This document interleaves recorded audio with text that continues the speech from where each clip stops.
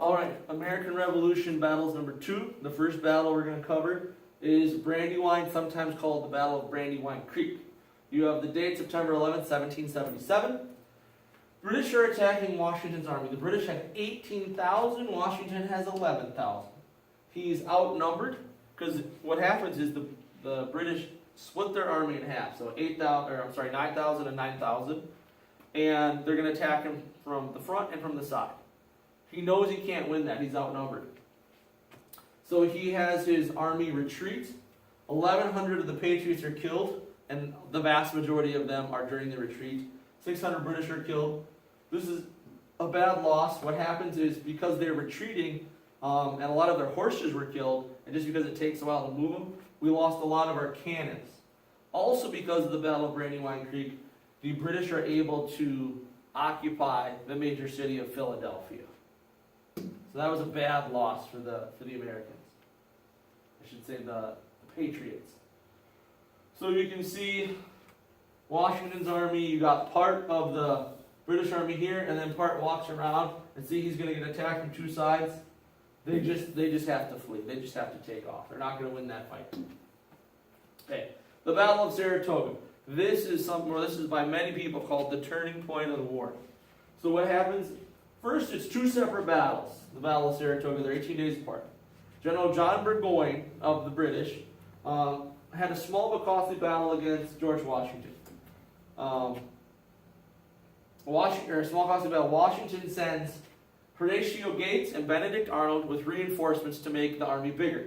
He also sends Daniel Morgan. Daniel Morgan's famous because he had a regiment of Virginia crack riflemen. These guys have longer rifles. They've trained hard. These are some of the best shots in the Continental Army. The Patriots also built these awesome fortifications. So you got stone and dirt walls with sticks holding it in place. It's just really kind of a great wall to hide behind. And they just kept waiting and waiting for the British to attack because they know if they're behind these walls, they have an advantage. And Burgoyne attacks. There's heavy casualties on the British, and they're forced to flee Saratoga. They then get surrounded because the Patriots chase after them.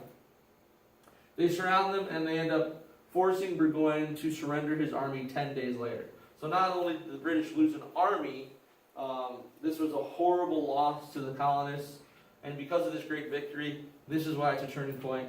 The French join the Patriots. So the French join our side and start fighting England not only in Europe, but they also start fighting them here in the colonies. And the most important thing the French give us is their navy. So this is a picture of Washington. He's right here in the center. And this is Burgoyne surrendering to George Washington. Okay, the Battle of Monmouth. You have the date June 28th, 1778. Washington attacks the rear of Lieutenant General Clinton's army column. So this is like the very tail end of his army. The vast majority of it's in front of him. Washington fought to a standstill, and it was vicious. It was going back and forth. One side would attack, take ground, the other one would counterattack, push them back. So it's going back and forth. And it's prolonged. It lasts like the full part of a day. The reason they stopped fighting was because of darkness. So what happened was basically it was a tie, but it's the first time the American army, the Continental Army, has stood toe-to-toe with the British and fought to a draw. Any other time we went toe-to-toe, we lose. So we have to have some kind of advantage. Surprise, the high ground, stuff like that. So it's important because the Continental Army is getting better. They're getting more effective. We had just been at Valley Forge, which is known for its illness and cold, but we also drill the army repeatedly for 6 months. So we get them good at marching, following orders, handling their rifles and shooting. So another famous thing about the Battle of Monmouth is the temperature. It often hit 100 degrees, especially in the afternoon, and this is where we get the legend of Molly Pitcher. Most historians think there was, in fact, a Molly Pitcher, but they think all the things attributed to her are actually a group of women. There was a bunch of women that did this, and it just kind of got mushed into being one person called Molly Pitcher. So here's a picture of Molly Pitcher, or a painting, and what most historians agree on is that Molly Pitcher, or the legend of Molly Pitcher, was there was a lot of ladies on the battlefield, it was hot, and they were fetching and bringing water to the soldiers, to the men fighting.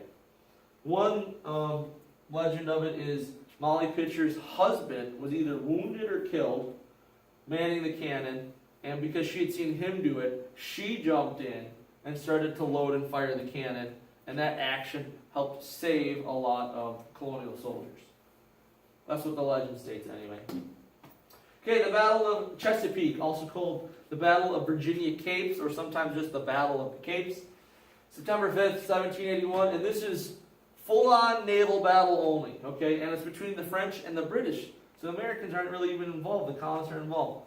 The French have 24 ships, a little bit over 1,500 guns, versus the British with 19 ships and a little over 1,400 guns. The French get 220 casualties, the British 336. 2 ships damaged, 5 ships damaged, and 1 scuttled. If you don't know, scuttled is where your ship is damaged, and you think if you don't sink it on purpose, the enemy's going to take it. So they purposely sunk their ship so the French couldn't take it. The important thing about this battle is the British can no longer come up to the coast at will. They can't resupply the British army. They can't come in with their ships and launch cannonballs at the colonial army if it's nearby. So this basically forces the British to stay away from the coast. That's a big gain for the colonists. And only the very lead element and the center element of these two navies actually ran into each other. So all the ships were not engaged. That's why the casualties and the numbers were pretty small. This is actually a pretty good painting of it. You want to have the 2 ships sailing in a straight line past each other, because as they're sailing, they're just going to start firing broadsides. You see how these are firing and these are firing, because you get your most hits on your enemy that way. The Battle of Yorktown, sometimes called the Siege of Yorktown. You see it lasts basically 3 weeks. Washington, along with some French troops, he has 17,000. Some numbers put it as high as 20. Cornwallis is surrounded on land by the American and French forces, and he's cut off from the sea by the French army. And that's why the French Navy, that's why the French Navy being there is so important. He can't flee to the ships and get away. So he is cut off. We bombard him for 3 weeks. Day and night, just cannonball after cannonball. And he knows he's not going to win. So after 3 weeks, he officially surrenders. But at the surrender ceremony, Cornwallis is feigning illness. Most reports are that he's not sick. He just doesn't want the big blemish on his career of being the one to hand over his sword. So he sends an aide to officially surrender for the British. And this ends the fighting in the colonies. This is the last land battle. There's still going to be sea battles between the English and the French, and some battles outside of North America. And then officially the Treaty of Paris is signed on September 3rd, 1783. So basically 2 years later, both sides agree to the conditions, and the American Revolution is officially over, and America is a free and independent country. And then this is the colonial army and the British army, and we're accepting their surrender. So, and it's the ceremony is your hand over your sword, and that's the ending of hostility. You see here, the French and American soldiers have surrounded Yorktown, and then this is the French Navy, and also there's a British base here, but that's also cut off. So Cornwallis has nowhere to go. And we are actually building closer and closer and closer and getting in, building trenches. So he knows eventually they're going to wipe him out. So he surrenders. So that is the second set of American Revolution battles. I hope you guys learned a lot. If you have any questions, let me know.